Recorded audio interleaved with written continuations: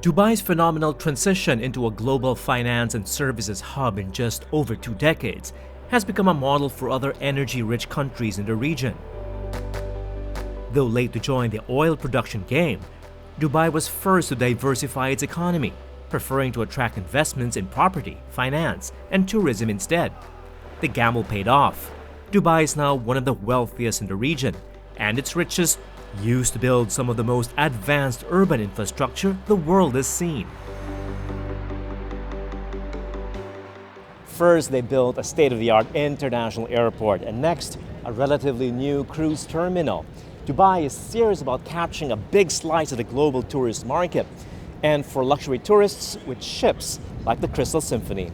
Now, if that name sounds familiar, well, that's because it is. In fact, we took a cruise on this ship some time ago, and I'm back to see what it looks like now that it's been refurbished. The Crystal Symphony is on its maiden voyage post-refurbishment. It's making a port call in Dubai, on a leg of a cruise across the Indian Ocean. It took about 4 months to complete the changes to the luxury ship, and we were on board to enjoy all the improvements.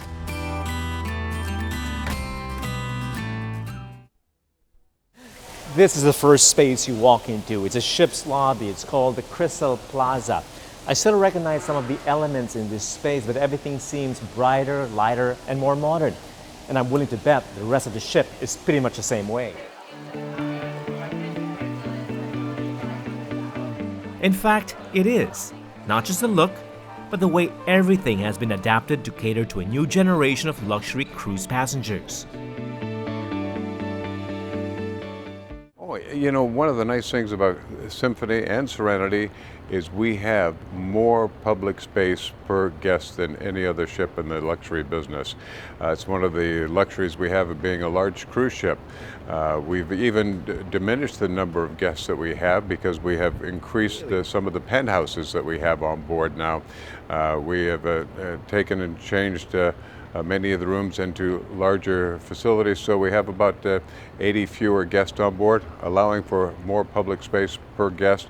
The open spaces, as you take a look around, there's always a lot of public space for people to find just a good place to read a book, for example. In addition to that, there's no lines for anything. People aren't lining up, queuing up to do this, that, and the other. There's never that wait. That's not, it's luxury.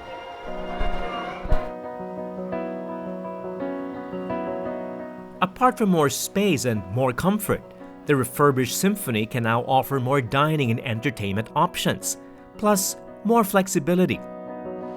And with one of the highest guest-to-staff ratios in the industry, passengers can expect even better and faster service. We have capacity for 848 guests, but our crew is over 550 crew members from 40 nationalities. So regardless of where you come from in the world, there will most likely be somebody who speaks your language, knows your culture, so you will feel at ease. And we're not all about the size. For us, it's the quality that makes the difference and makes it Crystal. In a way, the ship is very much like Dubai.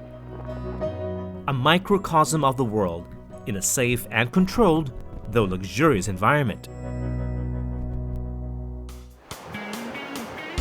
Luxury cruising is one of the many options offered to tourists in Dubai, and the marina downtown provides even more choices. It's morning in Dubai and the weather is absolutely perfect. Perfect for sailing. Now I'm here right now at the marina of the city, and I'm going to take a yacht which will take me to the iconic waterfront of Dubai. VNC, the same company that put together our bespoke tour of Dubai, has arranged a private cruise for us. You know what, George, I didn't realize it could get chilly in Dubai. I've always known Dubai to be really hot. I know. So many people think they are always hot, and it's not. From November onwards until May, it's a perfect weather.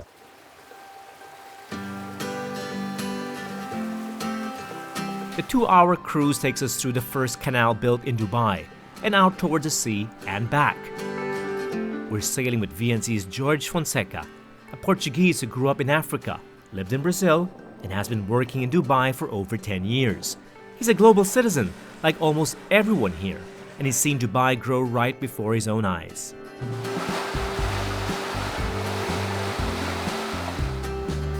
The cruise takes us close to the Palm Jumeirah we saw from the air the previous day. George tells me that the artificial archipelago was built to extend the coastline and therefore increase prime real estate. Smart, but the choice of shape is pure whimsy. That was a crazy idea. I mean, It was. an island resembling a palm tree on the sea. But in Dubai, crazy. There's no impossible. There's no limit to one's imagination, right? Sky is the limit. There's no impossible. Impossible is a word that they don't have. Most of Dubai's iconic structures are found along the waterfront. Land along the water also fetches the highest prices. And that's perhaps why they keep building new canals. But there are deeper reasons for the fixation with water. I think the desert people like water.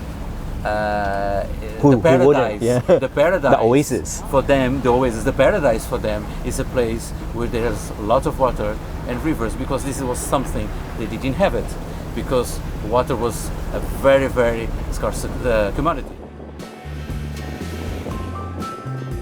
But it's not just the locals enjoying the water. Resorts like Nikki Beach along the waterfront are attracting guests, and yes, the young party crowd from all over the world. We're here at Nikki Beach and we're at an exclusive club called Nikki Privé. Now this is a side of the city you hardly see or hear about.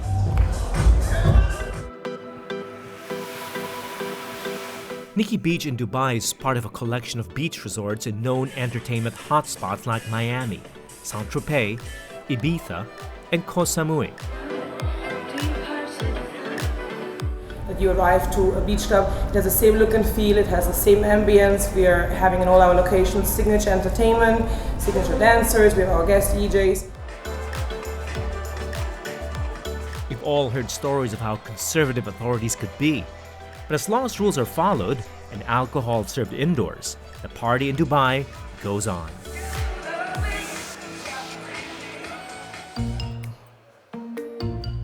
Shopping is another entertainment option Dubai is seriously developing. The Souk Madinah Jumeirah is an upscale shopping mall built to recreate a traditional Middle Eastern bazaar experience. The shopping and leisure complex is like an Arabic theme park, complete with palm trees and boat rides on canals that lead to intimate views of the Burj Al Arab Hotel, Dubai's most famous landmark.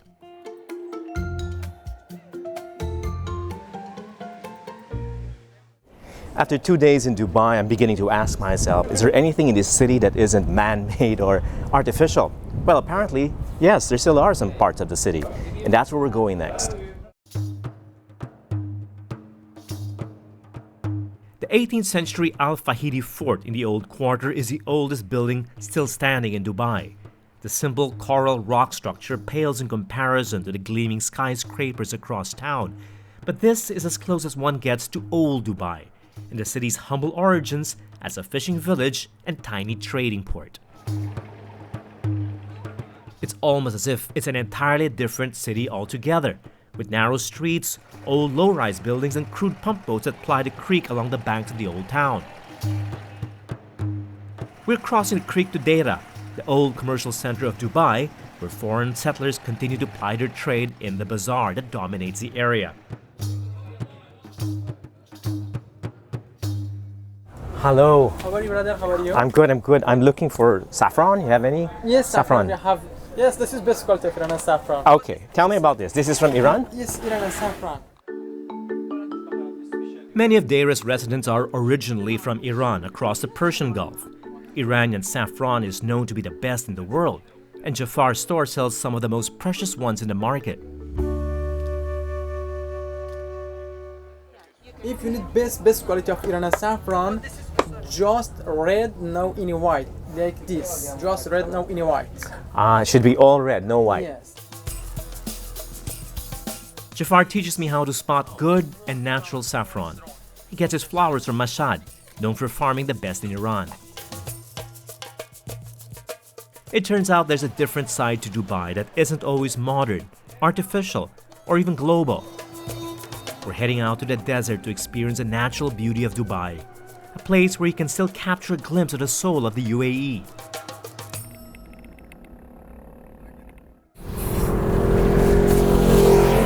It's a little dramatic, isn't it? I end my journey here in Dubai, one of the world's most modern cities, here in the desert, one of the most primitive parts of the Middle East. But let's explore this beautiful desert.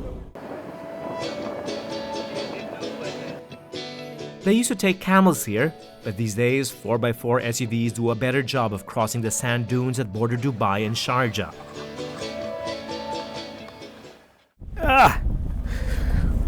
All right, after crashing the dunes with our 4x4, we're gonna park the car here and, well, have a picnic, just like the ancients used to, under the stars, in the middle of the dunes.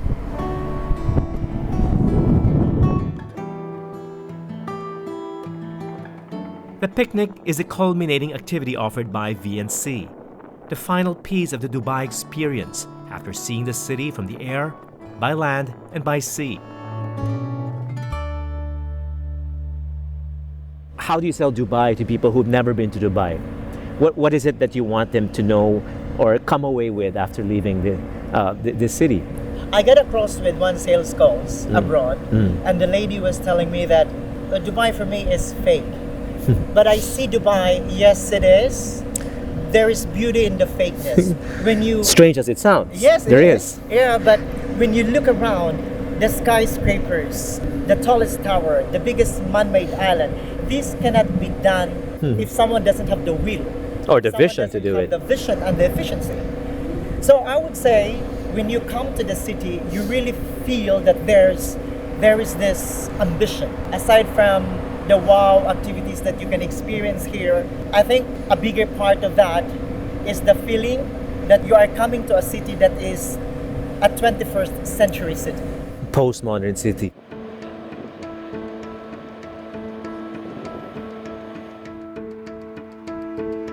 In Dubai, foreigners have replaced locals. Skyscrapers have replaced mountains. Waters from canals have replaced the desert. And lights from the buildings replace the stars. It's easy to bemoan the loss of authenticity in this corner of the world. But who's to judge what's real and what's fake? In Dubai, perhaps that distinction probably doesn't matter anyway.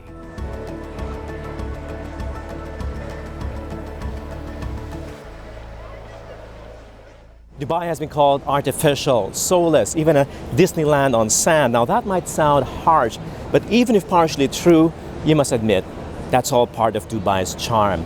It's a playground where the fantasies and the vanities of the rich come alive, and a temporary home where the dreams and aspirations of migrant workers come true. Well, that's all for this episode of Executive Class in Dubai. I'm David Saldran, and thanks for watching.